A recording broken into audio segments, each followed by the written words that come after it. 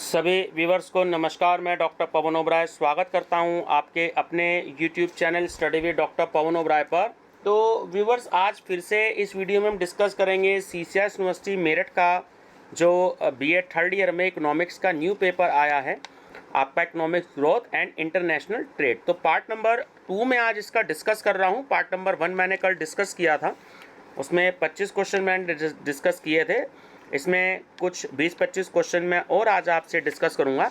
और जैसे कि आप देख रहे हैं कि स्क्रीन पे सामने हैं आंसर। और व्यूवर्स, आज जो है 18 अप्रैल 2022 है ना। और मैं आज ये वीडियो बना रहा हूँ। आप लोग कमेंट देते हैं कि सर पेपर कब से हैं, पेपर कब से हैं। देखो, मैं फिर से स्टूडेंट्स यही चीज़ बताता हूँ आपको, आप अपने सब्जेक्ट पे फोकस करें, अपने सब्जेक्ट की तैयारी करें। पेपर तो यूनिवर्सिटी ने जैसे कह दिया था 25 अप्रैल से नहीं होंगे, तो देखो 5 मई से हो जाएंगे। 10 दिन 12 दिन आगे पीछे हो सकता है ना।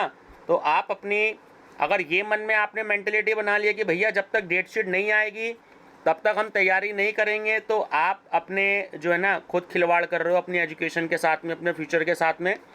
10-12 दिन कम ज़्यादा हो सकते हैं, वो यूनिवर्सिटी की अपनी बहुत सारे काम होते हैं, ठीक है।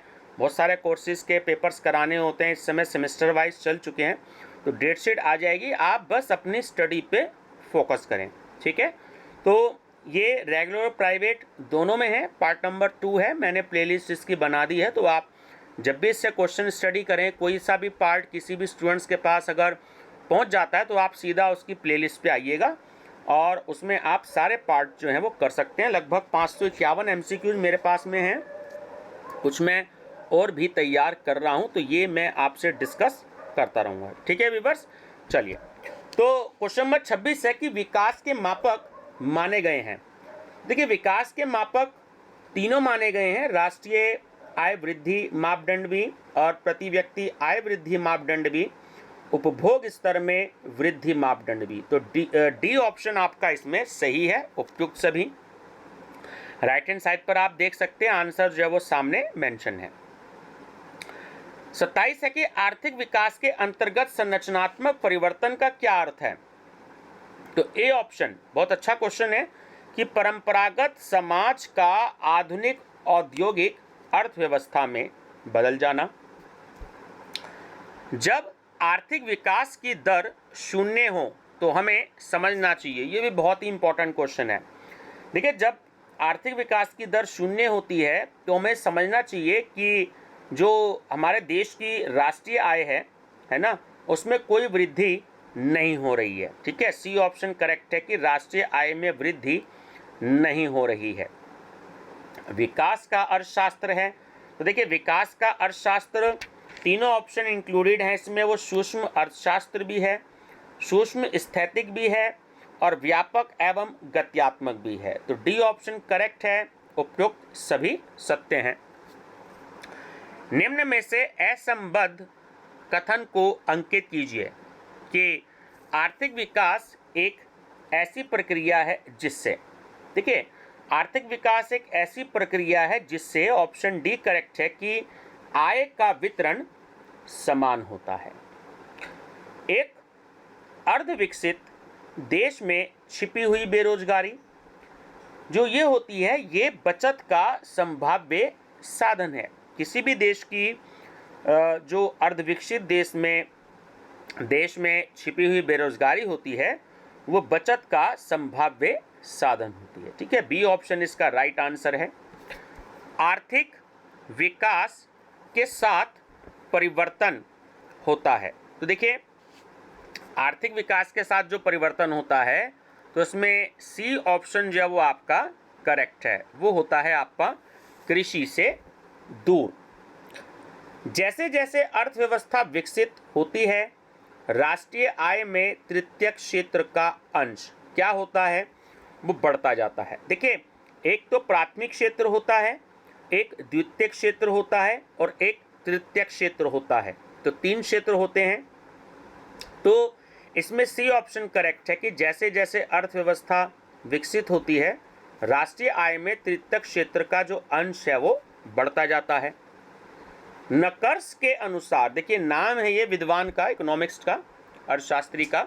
तो नकर्स के अनुसार अल्प विकसित देश के संदर्भ में विनियोग करने की अभिप्रेरणा सीमित होती है। तो ये जो अभिप्रेरणा सीमित होती है जब बाजार का आकार कम हो जाता है ना, सी ऑप्शन, कि बाजार का आकार कम होने के कारण। एशियन ड्रामा के रचयिता, देखिए मैं बहुत स्लो तरीके से पढ़ा रहा हूँ वीडियो में, कई बार स्टूडेंट से कहते हैं कि सर आप बहुत स्पीड में बता देते हैं क्वेश्चंस, तो मैं ये चीज़ कहता हूँ कि बेटा 15-20 मिनट की वीडियो में ही बच्चे पढ़ना चाहते हैं, जब तक एग्ज़ाम नहीं होता। एग्ज़ाम में तो 2-2 ढाई घंटे की भी अगर वीडियो बना दो तो कोई दिक्कत नहीं होती, तो बच्चा एग्ज़ाम से 1 दिन या 2 दिन पहले उसको पढ़ता है। लेकिन क्योंकि वीडियोस जो है वो बहुत सारे पूरे वर्ल्ड में जाती है, तो अलग अलग बच्चे के हिसाब से देखना पड़ता है। तो इस वीडियो में मैं आपको बहुत स्लो समझा रहा हूँ ताकि 15-1 मिनट में आराम से 25-30 क्वेश्चंस हो जाएं, ठीक है ना। तो ज़्यादा स्पीड में मैं आपको नहीं पढ़ा रहा हूँ, तो आपको क्वेश्चन को पढ़ करके समझना है। एशियन ड्रामा के रचयिता हैं, देखिए ये एक बुक का नाम है, जो एशियन ड्रामा के रचयिता हैं वो हैं जी मिड्रक। 3-4 बुक्स के नाम आपको जरूर आएंगे, तो आप बहुत अच्छे से उनको तैयार कर लीजिएगा। कैपिटल एंड ग्रोथ पुस्तक के रचयिता कौन है? तो इसके रचयिता हैं J.R. हिक्स। अल्पविकसित देशों में धनात्मक राशि क्रियाओं का क्षेत्र डैश होता है। तो देखिए वो सीमित होता है, जो भी अल्पविकसित देश होते हैं उसमें जो धनात्मक राशि होती है उनकी क्रियाओं का क्षेत्र जो है वो बहुत ज़्यादा सीमित होता है। विकास की दृष्टि से भारतीय अर्थव्यवस्था कैसी अर्थव्यवस्था है या किस प्रकार की अर्थव्यवस्था है? देखिए विकासशील, या तो विकासशील शब्द आएगा या अर्ध विकसित आएगा, ठीक है, दोनों का एक ही मीनिंग होता है। तो भारत जो है कैसा देश है? तो आप ध्यान रखना, भारत जो है वो एक विकासशील देश है। अल्पविकसित देशों के लिए निर्धन राष्ट्र शब्द का प्रयोग करने वाले अर्थशास्त्री हैं, तो वो कौन है? तो वो हैं मायर एवं बॉल्डविन, ठीक है, ये भी बहुत अच्छा क्वेश्चन है। अल्पविकसित देशों को प्रोड्यूसिंग इकोनॉमिक्स कहकर प्रोड्यूसिंग इकोनॉमिक्स कहकर किस अर्थशास्त्री ने संबोधित किया? तो वो प्रोफेसर लेविस ने किया। बहुत अच्छा क्वेश्चन है, देखिए, ठीक है। 3-4 बुक्स के जो नाम आएंगे वो आपको ध्यान रखने हैं। क्वेश्चन नंबर 41 है कि विकास की दृष्टि से भारतीय अर्थव्यवस्था कैसी अर्थव्यवस्था है? क्वेश्चन देखिए रिपीट हो गया, तो विकासशील अर्थव्यवस्था है। विश्व विकास रिपोर्ट 2019 के अनुसार भारत की प्रति व्यक्ति आय थी। तो विश्व विकास रिपोर्ट 2019 से कहती है कि भारत की जो प्रति व्यक्ति आय थी वो थी आपकी $2020। ये देखिए आंकड़े होते हैं, तो ये आंकड़े पब्लिश होते रहते हैं, चेंज भी होते हैं, कम भी हो सकते हैं, ज़्यादा भी हो सकते हैं। निम्नलिखित में से कौन सा लक्षण आर्थिक रूप से पिछड़े अल्प विकसित देशों का सूचक है? तो देखिए तीनों हैं, जन्म दर भी होती है वहाँ पर, उच्च निरक्षरता भी होती है और कृषि पर जनसंख्या का अधिक दबाव होना भी होता है। तो डी ऑप्शन बिल्कुल करेक्ट है कि उपयुक्त सभी। देखिए भारत, ये जैसे हम बचपन से पढ़ते आ रहे हैं कि भारत जो है वो एक कृषि प्रधान देश है। अब अगर धीरे धीरे जो है ना ये जो बात है वो थोड़ी सी गलत साबित इसलिए होती जा रही है कि अब भारत में कृषि का काम जो है वो थोड़ा सा जो है मतलब कम होता जा रहा है। पूरा कृषि पर बहुत ज़्यादा जनसंख्या का दबाव अब नहीं है, थोड़ा सा कम हो गया है पिछले कुछ सालों में। 44 की बाजार की अपूर्णताओं से आशय है। देखिए तीनों ऑप्शन इसमें सही है कि उत्पत्ति के साधनों की अगतिशीलता भी है और दृढ़ सामाजिक ढांचा एवं कीमत दृढ़ता भी है और विशिष्टीकरण का अभाव भी है।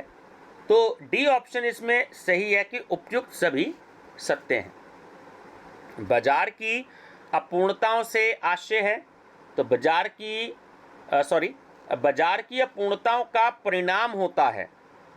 तो बाजार की अपूर्णताओं का जो परिणाम होता है, इसमें भी आपके तीनों ऑप्शन बिल्कुल सही हैं कि साधनों का अनुकूलतम आवंटन नहीं हो पाता है और प्राकृतिक व मानवीय संसाधन अशोधित व अल्पशोषित रह जाते हैं और श्रम व पूंजी की सीमांत दक्षता जो है वो घट जाती है। देखिए, ये जो सेकंड पॉइंट है ना कि प्राकृतिक और मानवीय संसाधन अशोषित व अल्पशोषित रह जाते हैं, इसका मतलब यह है कि जो हमारे प्राकृतिक संसाधन हैं, जैसे कि पेट्रोल हो गया, डीजल हो गया, कोयला हो गया, ये जो प्राकृतिक संसाधन है, इसका पूरी तरीके से जो है वो इस्तेमाल या प्रयोग करना, शोषित करना जो है वो नहीं हो पाता है। तो डी ऑप्शन इसमें करेक्ट है कि उपयुक्त सभी सत्य हैं।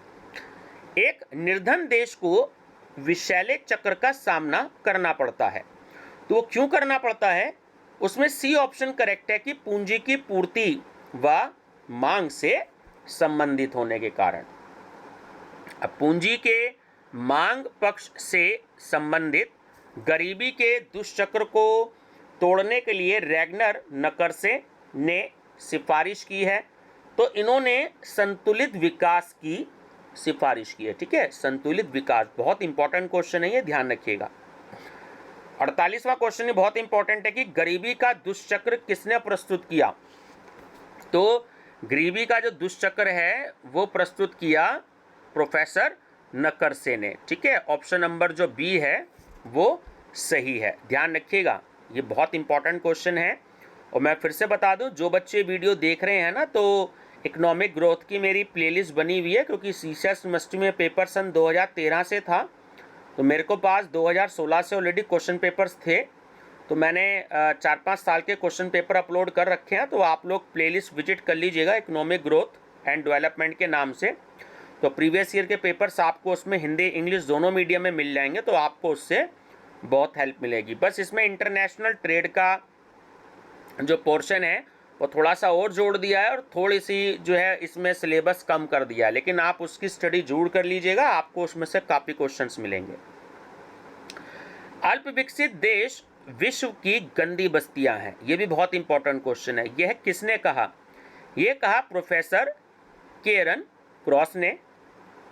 यूएनओ यानी कि यूनाइटेड नेशन ऑर्गेनाइजेशन, इसका पूरा नाम है, ने अल्प विकसित देश को परिभाषित करने के लिए किस मानदंड को अपनाया है?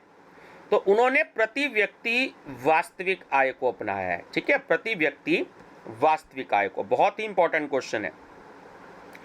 अल्प विकसित देशों में प्रादेशिक असमानताएं जन्म लेती हैं। तो दोनों ऑप्शन करेक्ट हैं कि प्रबल अतिनिर्यात प्रभाव के कारण और दुर्बल प्रसरण प्रभाव के कारण। तो सी ऑप्शन इसमें करेक्ट है कि दोनों ए और बी सत्य हैं। अल्प विकसित देशों में दोहरी अर्थव्यवस्था होती है, जिससे तात्पर्य है, देखिए तात्पर्य है ऑप्शन डी कि बाजार एवं जीवन निर्वाह अर्थव्यवस्था।